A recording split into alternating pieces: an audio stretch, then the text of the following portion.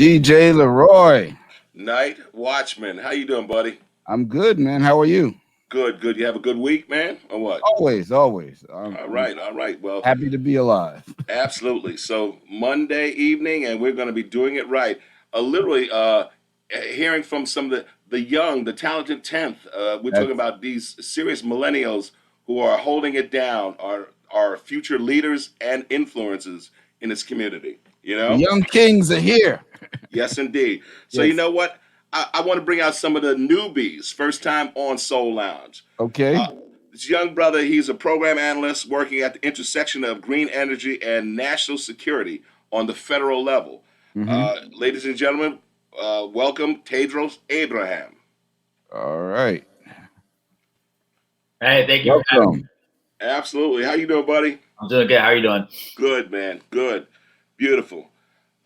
Next gentleman, born and raised in Springfield Gardens, Queens, and he was an operations leader for Amazon Fulfillment, leading teams of 25 to 600 people across the country. He now has his own company and platform, trying to build up that brand. Uh, Welcome, Al-Ameen Kabba. Hey, thank you guys. Good evening. Thank you for having me. Good, good, good having you, my brother. Indeed, indeed. Uh, Next, we have my man, also part of a group that I participate in called the Idea Generators.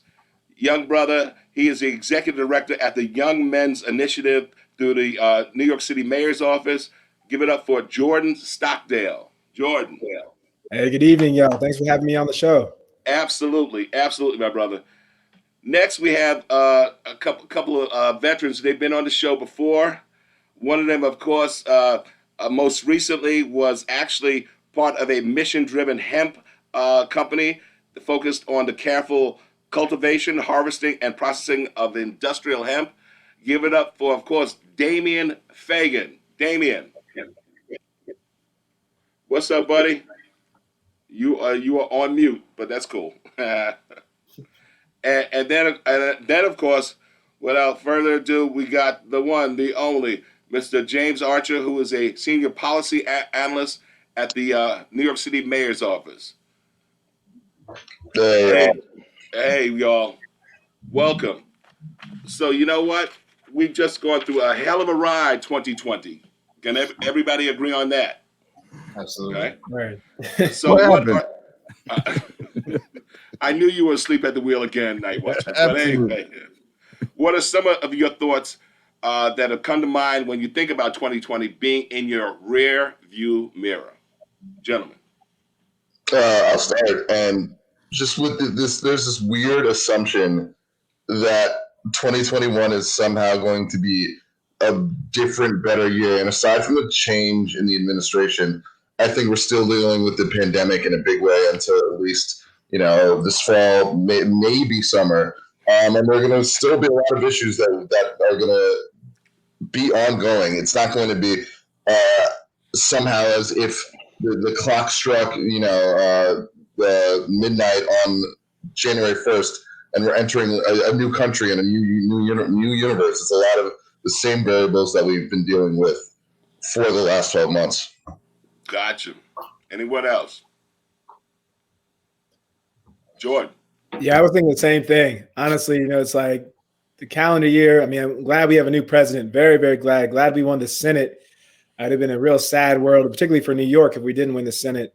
But the beginning of this year has been crazy. So I'm not quite sure it's going to be back to normal like we thought, or at least we wanted. Gotcha. Al-Ameen. Yeah, I think 2020 was a year that definitely took a lot of us by surprise with the pandemic. And I think being in New York, life goes so fast, and I think the pandemic kind of slowed things down for us to really get a chance to focus on things. But I think it's far from over, and I think 2021 we have to take all the things we learned in 2020 and apply them to the new year. Nice. Okay. Tedros. Yeah, I would agree with all that. I think obviously everything that we've been dealing with for the last 10 months still continues to exist. I think the only thing we can do is take this as an opportunity to kind of reform the life, both on a personal level, but also on a structural level. Because things are so in flux, I think we do have an opportunity to mold things in a better frame. Cool. One of the things, Tedros, before we actually went on the air, we were talking backstage, and one of the things you kind of mentioned was that the Proud Boys, in terms of multiple visits to, let's say, D.C. I want to just ask you guys a question. What are your thoughts about 45, and also what appear to be the remainder of his base, okay, and the inability of Republicans to actually call him out on anything? Thoughts? Because I as think we a know, big, those guys have not gone away. They're still there. Yeah. and a big thing in the last 4 years, the Republicans have lost any identity other than racism, other than Trumpism. So now that Trump is out of power, they're kind of flailing, trying to discover what their next path would be. I mean, they tied themselves to his boat, which is now going down. So, of course, these Proud Boys and these other kind of white nationalist organizations are going to be kind of visible and making a stink, because the Republicans don't have anything else anymore. There's no such thing as a moderate Republican anymore. I mean, I know, Dad, your favorite, Susan Collins, identified as a moderate Republican, but for the last 4 years they've been in lockstep with almost everything that Trump has done. So yeah, that's their identity now. God. Damian, because I got to call you out because of course you're wearing a Bernie sweatshirt. So do tell. Tell us about the sweatshirt, Damian. Where are the mittens? Where are your mittens? Man, I need the mittens. I need the mittens. I got to go to Vermont, I guess, to get them. The one thing I'll say about the future of these Trump supporters is that what they do, what the Republican Party has to do, what they trap themselves in a situation of doing is focusing entirely on culture wars. When you have a super unpopular policy platform like they do, which is essentially just cutting taxes and not doing anything else, you have to galvanize your voters to the polls with something else. And, they use a combination of, misogyny and racism and xenophobia to do that. And I don't think that's going anywhere unless they come up with the policy platform that is like exciting, that anyone could get excited about. Like, I think we're going to keep seeing a return to this, and it's going to start, escalating as we get closer to any election. When they start talking about caravans, I swear to God, we're going to hear about caravans this summer. The second Biden starts talking about immigration reform, we're going to hear about caravans going to form. But this is a situation when you don't have anything you actually believe in, and the Democrats in the Senate right now are proposing this $1.9 trillion, plan to move our economy forward and figure out this pandemic.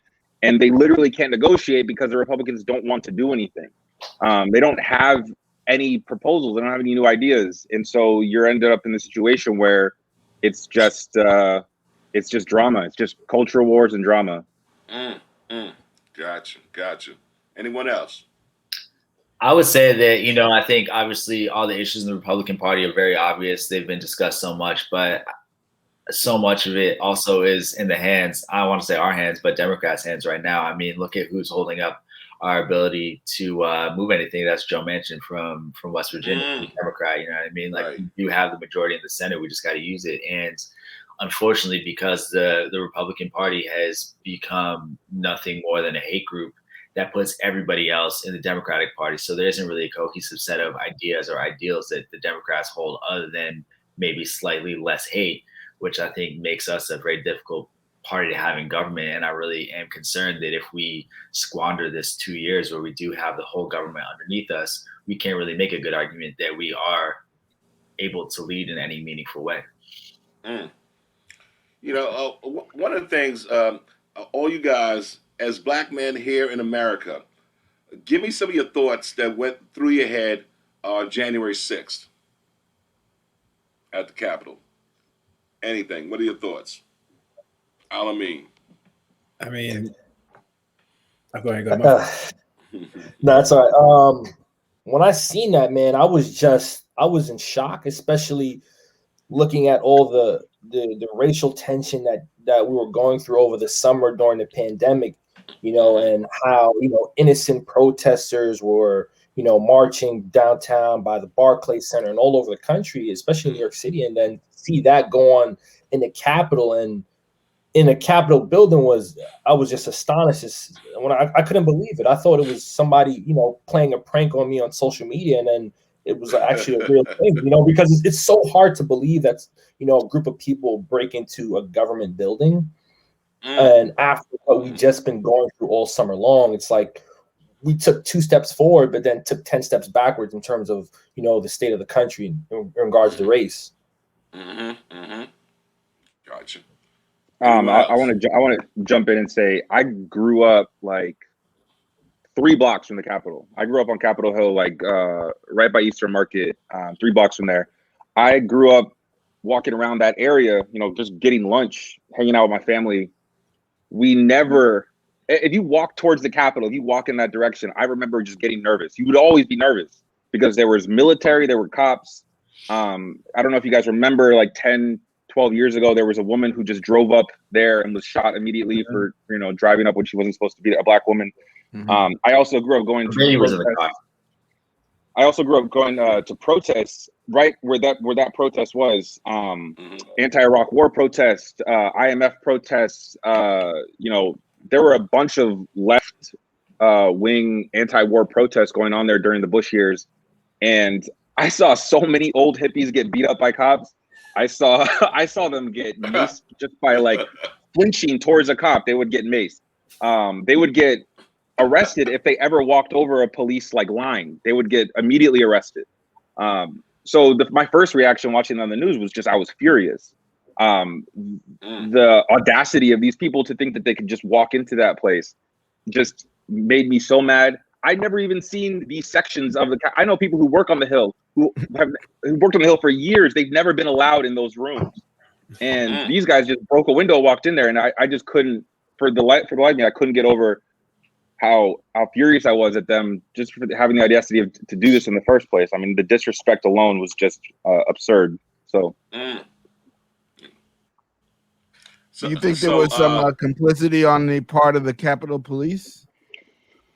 I wouldn't go that far yet. I would say that they act different when it's depending on who's showing up. I will never forget the force that I saw at an anti-Iraq war protest. Capitol Police are horrifying. Capitol Police are they don't wear badges, they don't have names, they don't have numbers.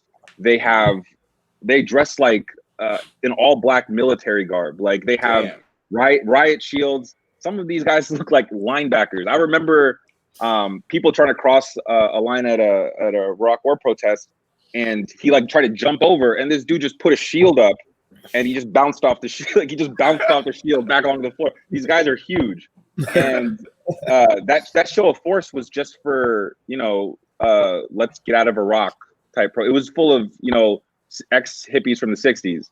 There was no threat there. So there's definitely an idea in their head of how they're going to respond based on who's coming. So I wouldn't say collusion or coordination yet. I would definitely say that they were comfortable with who was coming. And they were definitely sympathetic, if not explicit coordination.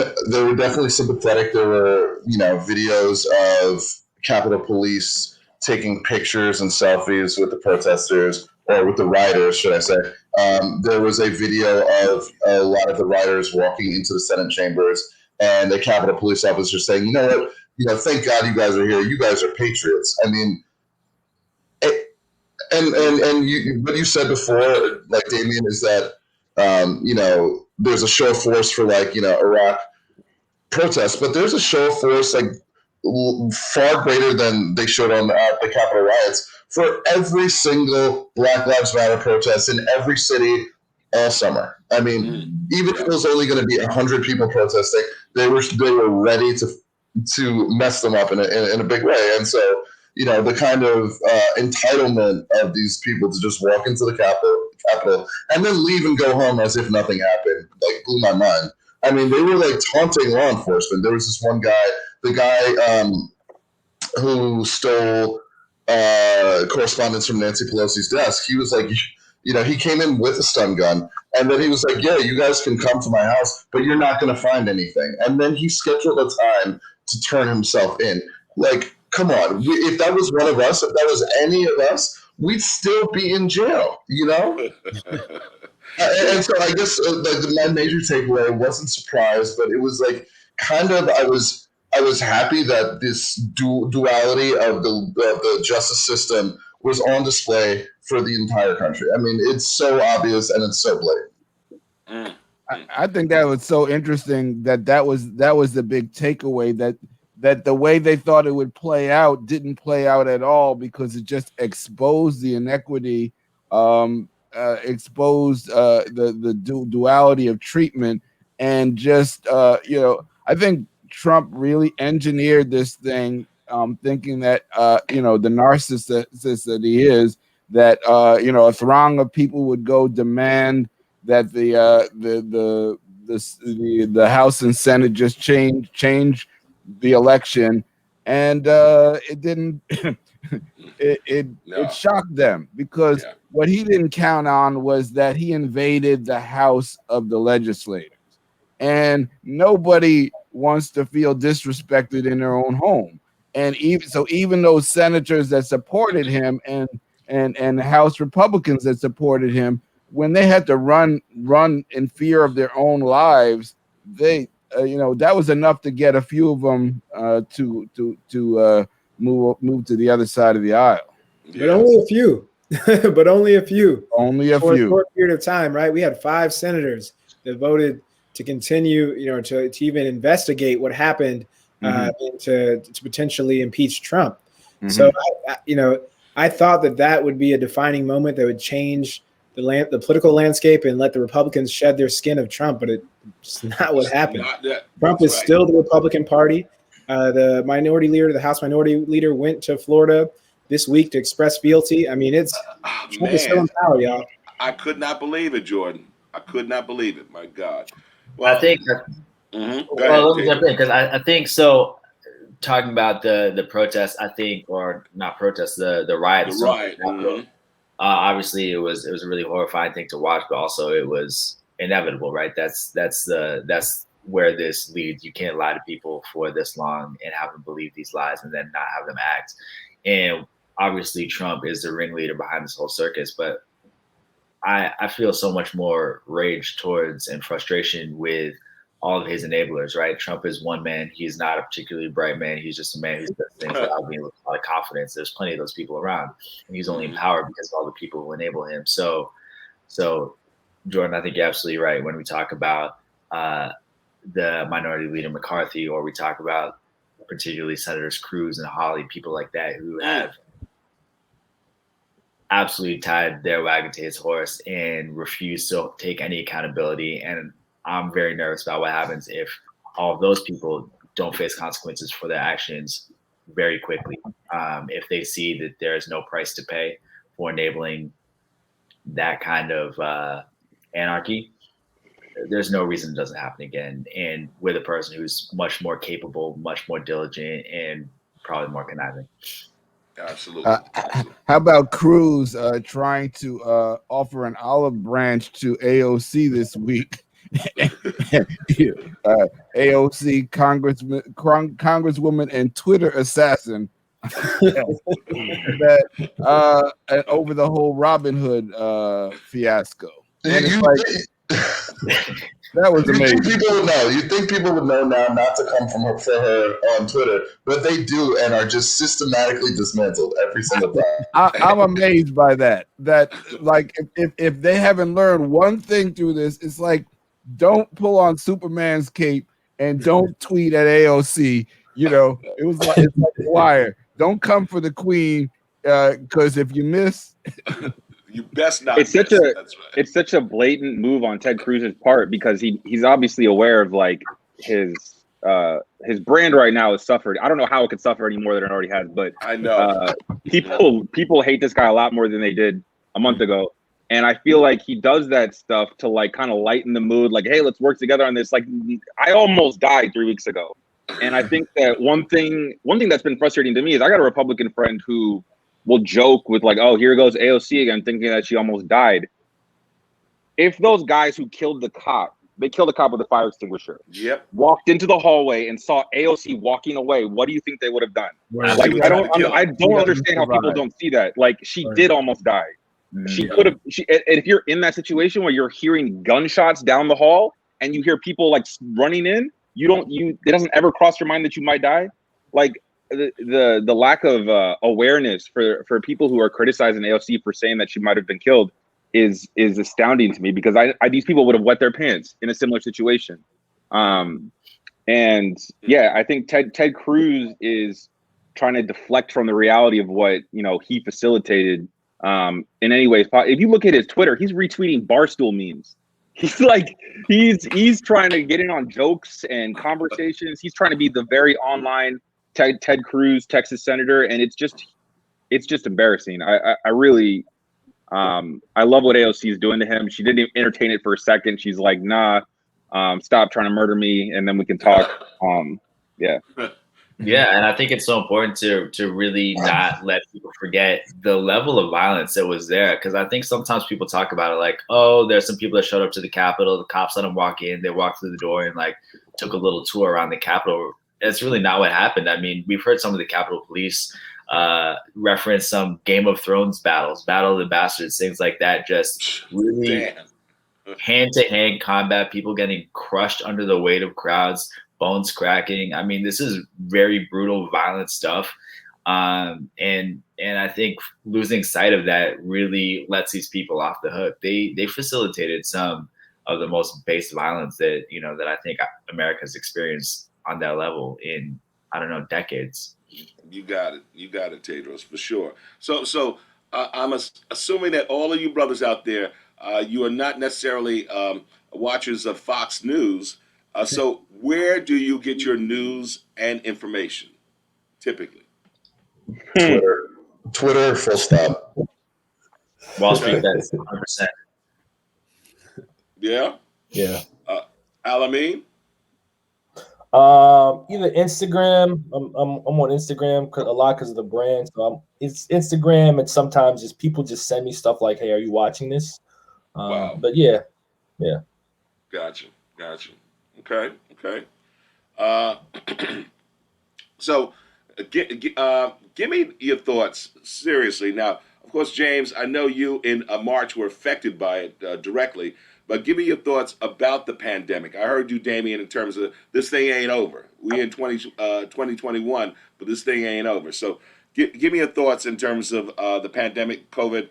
And as a young person, are you afraid or concerned about your health? Jordan. I mean, there's been enough stories about younger people dying. People our age. It doesn't happen often, but when it does happen, it makes the news. So yeah, it's scary. I'm not trying to contract the virus. The vaccine's now being distributed, so we only got a few more weeks, a few months at minimum, maximum before we're vaccinated. So, right. It's the end, and we can see the light. So, I'm trying to maintain the quarantine or being safe. I can't wait for it to be warm again, and then New York to be back to normal, where people are outside hanging out, live music, bars and all that stuff. But we got a couple more months to wait. Okay. Anyone else? Okay. Well, let me see. Seeing what happened with Truth and Facts under the last administration, what are your thoughts about social media policing their sites, and in some cases censoring or kicking folks off, aka 45? Now, Al-Ameen, you mentioned, of course, Instagram. Has there been some crazy stuff there, like we saw with the president and Twitter, or what?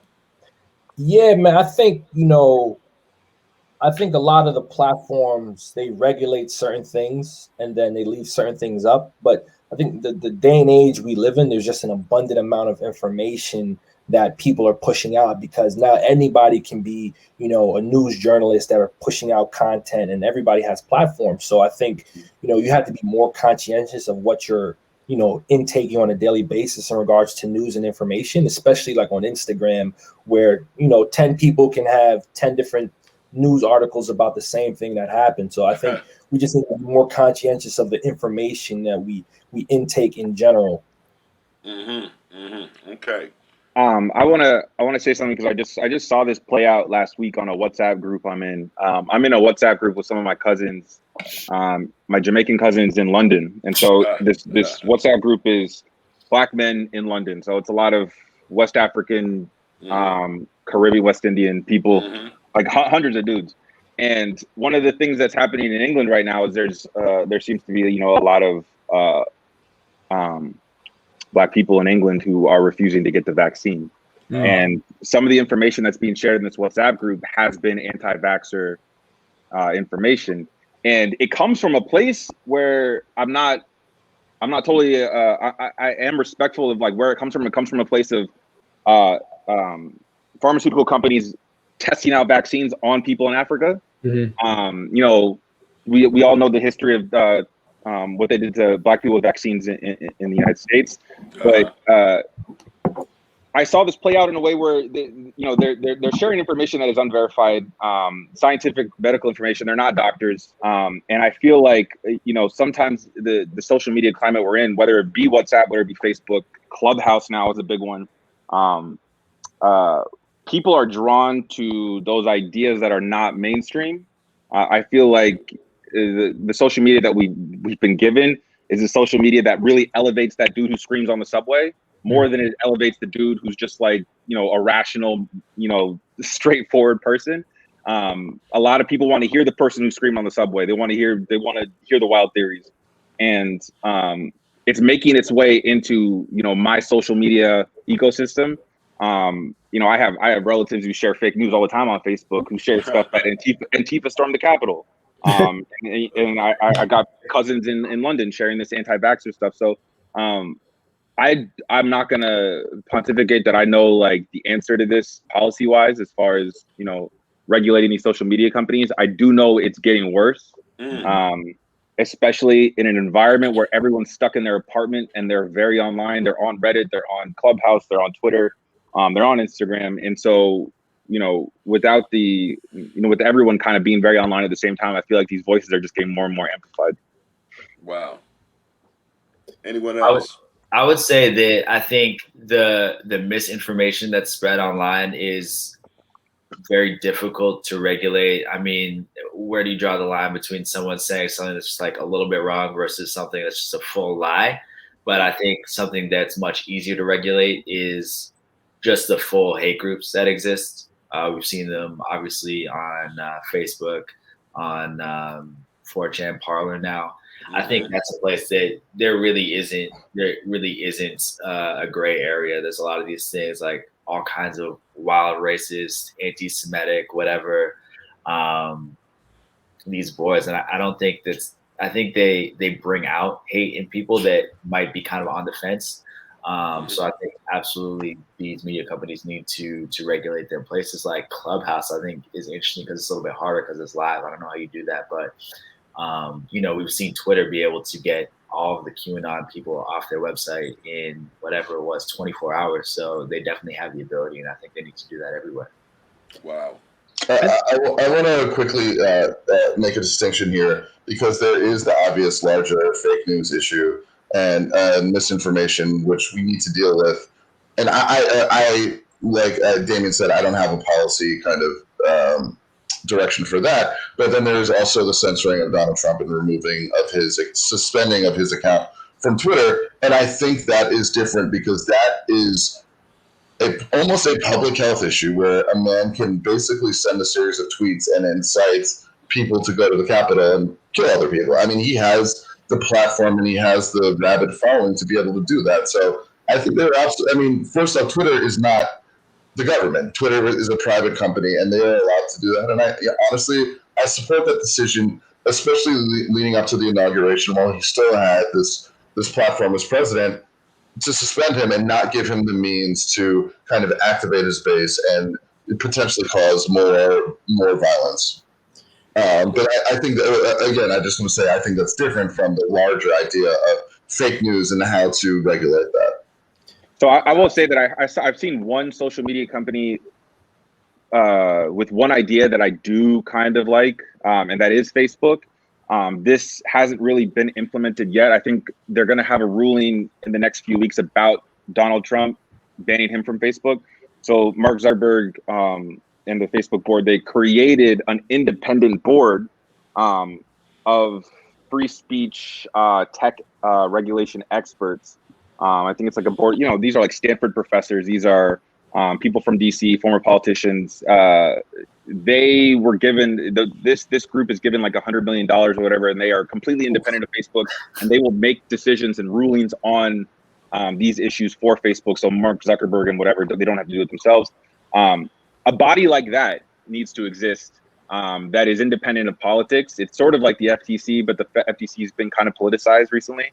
An independent body like that that can weigh in on these subjects, that is independent of financing, lobbying, and government and politics. I feel like is necessary. Damian, let me push back on that for a second. What is independent, and how do you make something truly independent in a day where everything is so polarized, where everyone is in a party, where everyone has some sort of motive? Like, how do you get something that's truly independent? Yeah, so the things I saw that Facebook did with this committee seem to be effective to me. They give this committee a pool of money that can keep it running by itself for the next 10 to 20 years. It doesn't rely on funding from Facebook or Facebook's profit. It's completely independent. I guess I guess the problem that you might be touching on is like you can't really speak to like those people's relationships to the industry. How closely they empathize with the position of a tech company over like the average American citizen. That would be difficult. I don't really. Let me ask you this: if Facebook gives them $100 million, are they really independent? Yeah, they are. So this is not like $100 million like for you to play with. It's got a charter that kind of dictates how they're paid something like $10,000 a month to serve on the board of this committee. That they don't have the ability to pay themselves any more with that money. That money just sits there to keep the committee going. But yeah, I guess you're right. The committee only exists because Facebook gave that money up. It's a Facebook creation. Ultimately, it's got to have some sort of bias towards the company itself. I think the framework of how the company was set up is interesting to me. I would say that a better one for the whole industry would be one that involves the government and these companies creating it themselves, not just one company. But there are legal ways to create these independent bodies that make them less susceptible to influence.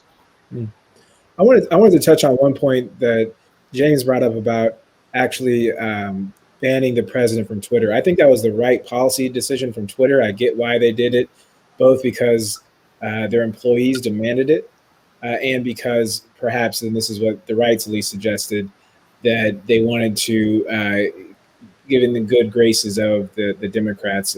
So there are a plethora of reasons. But I actually think the decision to ban Trump may help him in the long run. I think he would have doubled, tripled, quadrupled down on this attempted coup and would have buried himself in a bunch of tweets that actually alienated him from the majority of Americans who don't want a right-wing revolution in this country. And so, the fact that he was banned, but and again, this is other Republican talking points, but the Ayatollah is not, and that kind of stuff. I think it's going to allow Trump to exist longer than I think he should in a public setting. Yeah. I would push back on that a little bit. I think that if over the last 4 years you haven't been repelled, I don't think there's anything else that he could say that where you'd be like, oh, now it's time to get off this Trump train. And I think there's so much damage that he's capable of doing. I don't know who said this. I saw this on Twitter. Someone was like, the last 2 weeks before your roommate moves out, you know how bad it could get. So yeah, I mean, I don't think you're wrong. Like, he is definitely in a spiral, but I think that there's a lot of material damage and harm that can come to people just from his tweets. So I really wish they'd done this 1, 2, 3 years ago. I think it was like firefighting, that you got to cut off the oxygen. And And toxic social media was the oxygen that fueled this whole insurrection. Also, we got to keep an eye on Amazon, and people don't normally think of Amazon as a social media giant, but we forget that Amazon Web Services is kind of the infrastructure behind a lot of these social media platforms. And their ability to cut off Parler was a key component in shutting down this nonsense. And so that's something. It's just something for us to watch, because I watch how Jeff Bezos has positioned himself, that he has a seat in the conversation on a number of different levels that are not obvious. His ownership of the Washington Post, ownership of Newsweek gives him an opportunity to have platforms that speak directly to the issues.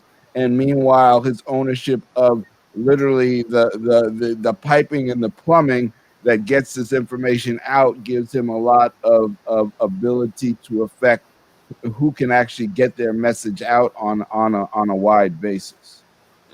Yeah, absolutely. I do want to say real quickly that one thing, Archer and Tedros and I have talked about this before, but Facebook and Twitter deplatforming Trump, Amazon kicking Parler off of Amazon Web Services, all these things happened after it was very clear Donald Trump wasn't going to be president. In anticipation of the Democrats taking the Senate too. This comes after they took Georgia. And so now these companies are looking at, oh my God, so they're in charge of actually like committees in the Senate that regulate us. And so a lot of people are talking nice, about, you're saying, huh? Of course, yeah, this is a fig leaf. This is please don't hurt us. And what worries me is that in the lead up to all this, the Democrats were talking about hurting them. Elizabeth Warren was making a very convincing argument in the primary about regulating and potentially breaking up tech companies. And a lot of things have happened since then, with the pandemic, and Joe Biden's got his priorities for his first term, but I'm not hearing much more of that anymore. And that does worry me a little bit because, only a few years ago, people were very convinced that breaking up Facebook and Amazon was like, a good idea. Or at least, fining them for anti-competitive behavior, antitrust stuff. And as I see that kind of like fade into the background, I get a little worried that, the Democrats may find themselves in a position where they're just very closely allied with big tech. And yeah. Okay. Well, let me ask you that leads to a follow-up question, because how closely are the Democrats in step with not necessarily the left or the right, but the silent 1% that has always been pulling the strings behind this stuff? I've always been amazed by the fact that the so-called titans of industry have been allowed to stay out of this, out of the argument. Where is Warren Buffett? Where is the Bill Gates? Where are the Jamie Dimons? Who all have a stake in this. And when we literally saw our democracy being pushed to the brink, we never heard from them. Where was, why was Warren Buffett and Bill Gates, why did they not come out and say this is wrong? And as you say, they wait to see which way the wind blows, because they can then deploy their capital one way or the other. But they've always had an opportunity to influence the Democratic platform as much as the Republican platform. And so that's why in certain areas, it feels like the game is rigged. And that's part of the discontent that occurs on both the left and the right, is the feeling that the game is rigged. I would say one thing you don't hear from them, why you don't hear from them in this environment, is anti-elite populism. Like Bill Gates didn't even say anything, and people were like, he's putting microchips in the vaccines. he didn't even come out and say anything. They're like, he's trying to track me, and Bill Gates is just like. So I feel like these people, like you said, they're smart. They know what they're doing. They're being advised to not say anything. The second Jamie Dimon comes out and says like, "Hey, can we all get along?" He's like, "You crashed the economy." You know what I mean? Like, there's nothing to gain for these guys saying anything. Jeff Bezos especially. These guys want to live in the shadows now. They don't want to be public figures. I will say a bunch of business leaders came together and signed a letter saying that Biden won the election. We need to stop with this nonsense, right? And so, to the extent that the political atmosphere was getting so tense that it could hurt business, you saw some business leaders come up and say, "Hey, y'all need to cut this out. Biden's president." So I think if it would have got worse, I do think you would have saw even higher level business leaders speaking publicly just to maintain the economy. But I think that's it, right? It's just about maintaining the economy, making sure that they can still print that check at the end of each week. Right. So, I think we know why, right? We know what their interest is. They're not really concerned about the Voting Rights Act. They don't care who wins the Senate. They're going to make money either way. And that's happening. Why rock the boat? I mean, these cowards were silent for the last 4 years. No one said Black Lives Matter until people started protesting. They don't care about social values at all. I mean, they're not going to take stances unless it's financially beneficial. Yeah, beneficial, exactly. I don't want Jamie Dimon to say anything. I don't want these business leaders to pretend that they're anything more than, moneymakers. They're not social leaders, and they should not be. Once we get to a point where Jeff Bezos, we're looking to him for for guidance, I mean, we're doomed as a society. And I would double down on that. I'm thinking back to when Nike decided to back Colin Kaepernick after he got blackballed in the NFL, and everyone's buying his jersey and he's on all these ad campaigns. It feels like co-option, and obviously someone did the math and realized that that's where the dollars lie, so they did it. It feels like it takes a lot of the power out of the movement, and now we see what's her name, Amanda Gorman, I think it is, the poet, she's doing an original poem at the beginning of the Super Bowl. It's like of a Tom Brady. Is this serious? Yeah. Wow. I think she's doing the same poem, the same inaugural poem. Right. Like, I'm not mad at her. Get paid while you can, but this doesn't really feel like the solidarity I'm looking for from corporations. What if while she's giving her poem, the camera cuts to Tom Brady just with his fist up? I would love that. Yeah. Well, gentlemen, I want to do a slight little shift here in terms. I want to talk about a little bit about some financial products. How do you guys bank? You're all millennials. How do you pay your bills or people? Save. You use Venmo, Cash App, PayPal, Quick Pay. Go for it. How do you do it? There were a lot of questions in that, so let's just nail it down. I think all of us have a traditional bank account, but when you're talking about savings, I think a lot of people, this is a very interesting conversation this week because a lot of people have been, especially my age, have been investing recently. And so the volatility of the market this week has definitely put a lot of people's financial future in the crosshairs. So, James, if we're going there, are we talking about Reddit and GameStop, AMC? Yeah, definitely talking about. Elaborate, y'all. Well, how many guys do use Robinhood? Raise your hand. I downloaded it on Wednesday. Yeah, I downloaded it. I'm waiting for it to get approved. I'm waiting to get approved. Got it. Al-Ameen? Yeah, I don't have a Robinhood. I don't invest in public markets. So I don't. Okay. I'm not into it. And to answer your first question, for me now, I think there's a lot of banks out there, and I think a lot of people our age, are earning a good amount of money. And for me, it's just I want to be with a banking institution that I have a relationship and a rapport with, especially being a startup business owner and, being a Black man. It's how are you positioning, Black men that own businesses and building relationships with them into the future. So I don't really think it's about the bigger bank anymore. I think more so it's about the relationship, because a lot of the banks do the same thing. It's about how do you view our relationship, especially me being a Black man and a Black startup business owner? Mm-hmm. Mm-hmm. Okay. Okay. And Al-Ameen, let me. When we were backstage, one of the things when we talked about your business, your platform, right? And you mentioned Yeah, in terms of the idea in terms of same day service, same day delivery type stuff. Now, is that yeah. a competition with Amazon or something different? How do you differentiate yourself from them? Yeah, I think Amazon has done a very good job at spinning the flywheel faster for people to get their things and their products. And Mm-hmm. I think now we're so accustomed to 2 day shipping, and it'll go to next day, then it'll go to same day.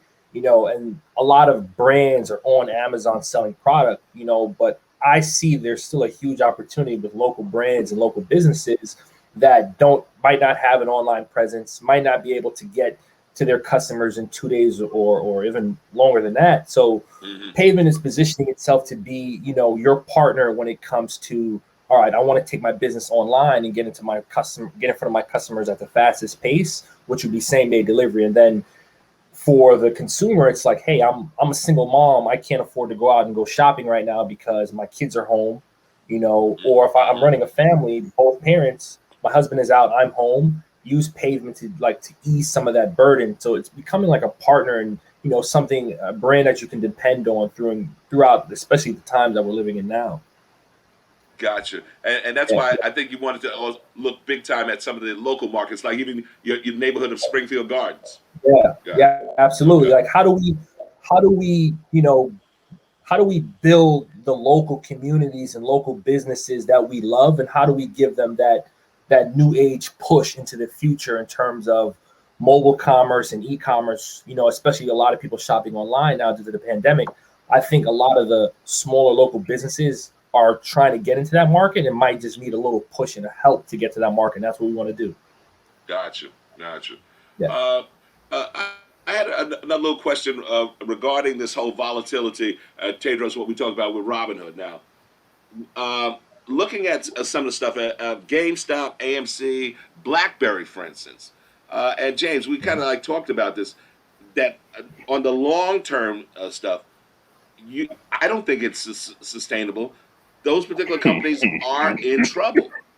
Okay, they are, But now, whether or not we should be a hedge fund guy and force their demise quicker, no, I absolutely hear you. But eventually, the business model that they have is not sustainable. So, thoughts, please. I mean, that's true, and I don't think with a small exception, which is AMC, because I actually hear the rise, the investment in AMC might actually allow them to stay in business after the pandemic, which would actually be really good.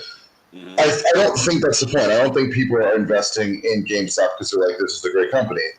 I think they see that they have been shorted positions. They know that they can make money if they drive up the price. And I think it's actually a really good gamble. The fact is, they're not playing in like a free. We're not playing in a free market. We're playing in a market where we have now these online brokers like Robinhood, like TD Ameritrade, that are now blocking people from buying the stock. So they are actually putting their thumb on the scale in favor of these hedge funds, which is just like so amoral. I don't know if it's legal. I suspect it is, and I think we need to Definitely clarify illegal. what actually happened there, because a short squeeze is a specific strategy. Hedge funds do it all the time. What was unique about it was that it was basically a crowd-funded short squeeze, because the whole thing about retail investing versus institutional investing is that retail investors usually have no power and usually don't have enough leverage to execute this type of strategy. Yeah, And so, absolutely. and Robinhood has made its bones on being the on ramp to stock investing for a younger demographic. They're E-Trade for millennials. And so, but they basically they disrespected their own customer base because they were smart enough to figure out that we can gather on Reddit, and we've identified that there is an overabundance of short selling in these particular stocks, and we can squeeze them and basically make money. Hedge funds do it all the time, every day. Nobody complains about it. When a bunch of Reddit kids do it, now all of a sudden, oh my God, and you're getting all these, hedge fund tears.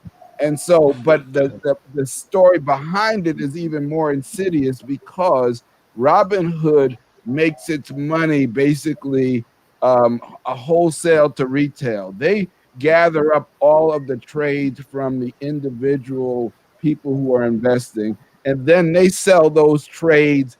They do a big block trade, and they have a spread in there.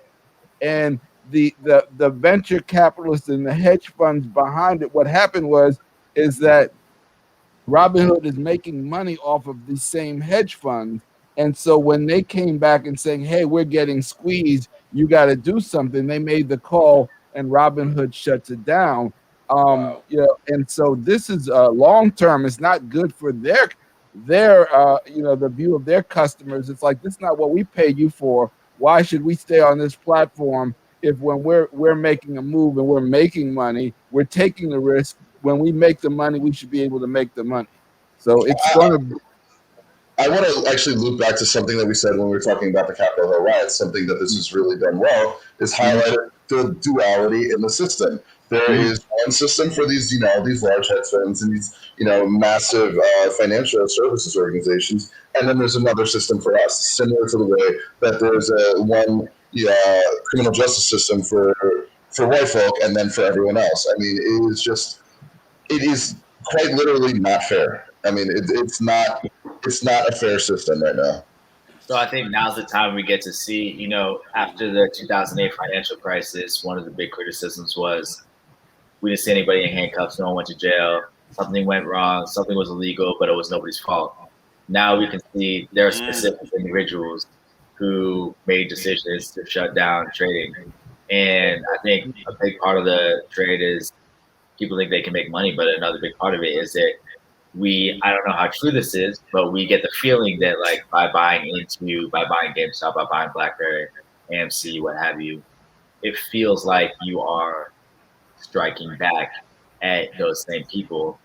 The more I learn about this, it seems like there's those hedge funds are on both sides of the trade. So I don't know how much we're really hurting anybody, but we can see if the regulators actually want to do something right now and hold people accountable. Because I feel like while the stock was going up, we all had the opportunity to sell. We were denied that opportunity. They were taking money out of our hands. Gotcha. I want to say I think I saw AOC's Twitch stream the other night where she talked to about people about the larger themes behind what was happening with GameStop. And one thing she connected it to that I thought was really interesting is she connected it to the way she raises the way she does campaign funding, and candidates like her and Justice Democrats, where they don't have to continuously go out to big donors. They don't have to spend 2 years. They're 2 years in Congress raising money from banks or executives. They've built up a small audience that supports them financially and allows them to, campaign, or allows them to legislate without campaigning for 2 years. You see this in, Twitch streams, sponsored content with Twitch, paid subscribers. You see it in Substack, where journalists are able to write their own newsletters and get paid for it. You see a lot of individual people allowing to collectively support one thing or the other, and actually, change things. And that's what Robinhood has kind of tapped into in the financial markets. The ability to go around powerful individuals, institutions, and support things and change things in ways that rely on collective action. I love AOC because she was literally trying to connect what was happening with GameStop to socialism, and in a really interesting way. Obviously, the Wall Street bets guys are not totally convinced of her politics yet, but there's something to be said about collective action and the way in which it's played out with GameStop. These ideas are not new; they're just new to the financial services space. Gotcha. So is I have a all question, collective for you, Jordan. action socialism? Because I always feel like the socialism label gets stuck on it anytime collective action is not happening from people who have a lot of capital. All of a sudden, it gets branded that way. So, just your thoughts on the socialism label, and Well, is I that would say helpful or hurtful?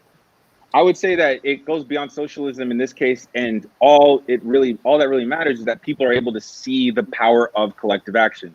I think the problem you always end up seeing, this happened with Occupy Wall Street, when people do get together and try to change things and nothing happens, they realize it doesn't matter, and they stop caring as much. But when you see the tangible benefits of collective action, like we are seeing with GameStop, people are more amenable to ideas of not socialism specifically, but like the ideas of collective action that are empowering. Individually can be very empowering. Right. Now, my little question was Jordan and the Young Men's Initiative. Do tell, how's it going with this mayor? Yeah, it's going well. We have a lot of autonomy to do a lot of good. We just launched a program a few weeks ago called Mentors Matter, which is providing mentoring to thousands of students this school year. And it has 3 different components, one of which is a partnership with 100 Black men to provide mentoring in our schools.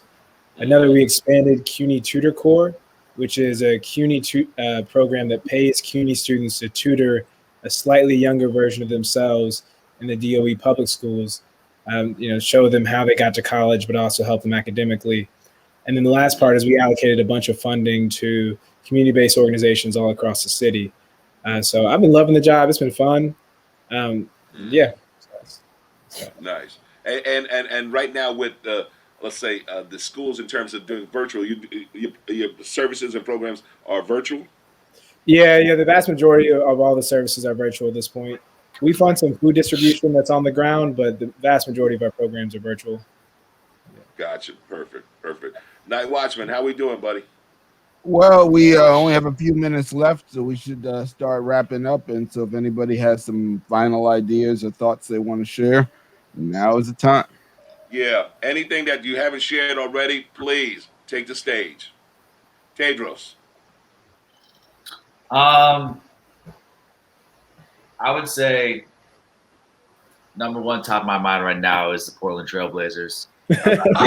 Really, at least number 2 in the West. Every look real deep. All of our bigs get hurt. We're so deep right now, but then everybody goes down. We had CJ having the best season of his life. He really should be MVP contention.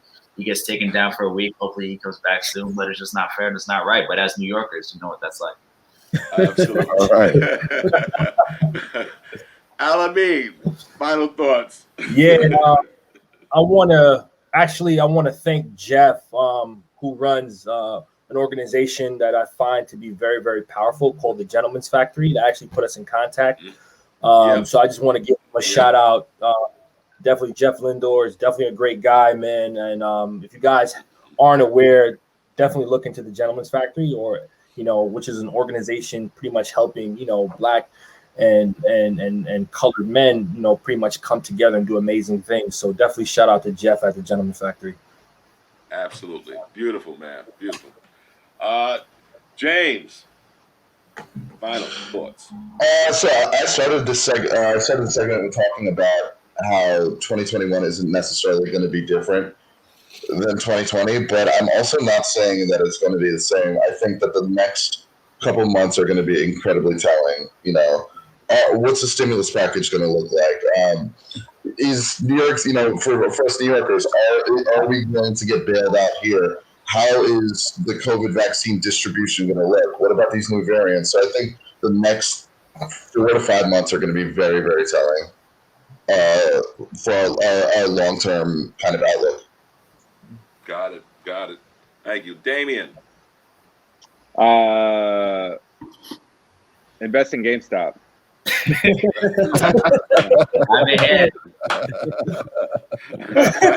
Well, hold on. I like the stock.